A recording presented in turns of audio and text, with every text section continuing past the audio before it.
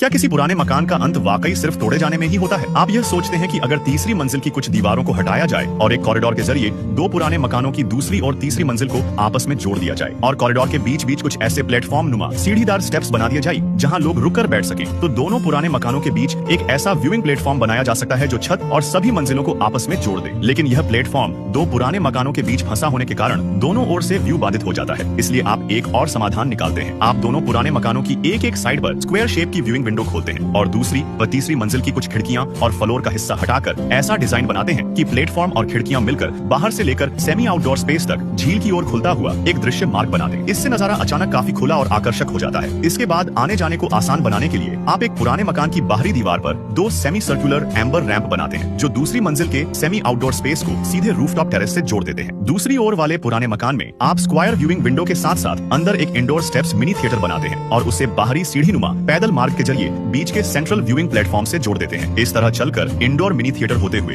बीच के viewing platform तक पहुंचना, फिर वहां से सबसे ऊंचे रूफटॉप व्यूइंग डेक पर चढ़ना और अंत में घुमावदार रैंप से होते हुए सेमी आउटडोर स्पेस पार करके वापस जमीन पर आ जाना। यह पूरा रास्ता मिलकर एक कंप्लीट स्पेशल लूप बना देता है। दोनों ओर के सेमी आउटडोर स्पेसेस के अनुभव को और बेहतर बनाने के लिए आप एक पुराने मकान की छत पूरी तरह हटाकर वहां परफोरेटेड लैटिस रूफ लगा देते हैं, जबकि दूसरे मकान की छत में एक सर्कुलर स्काईलाइट बना देते हैं ताकि रोशनी और छाया का सुंदर खेल अंदर तक पहुंच सके। लेकिन बारिश के दिनों में यह इमारत उपयोग के लिए अनुकूल नहीं रहती। इस समस्या को हल करने के लिए आप पूरी इमारत के चारों ओर स्टील के कॉलम खड़े करते हैं और उनके ऊपर एक कर्व्ड ग्लास रूफ बना देते हैं, जिससे दोनों पुराने मकान एक साथ ढक जाते हैं। और इसी के साथ बधाई हो, आपने दो पुराने मकानों को एक शानदार आर्किटेक्चरल स्पेस में बदलने का बड़ा प्रोजेक्ट सफलतापूर्वक पूरा कर लिया।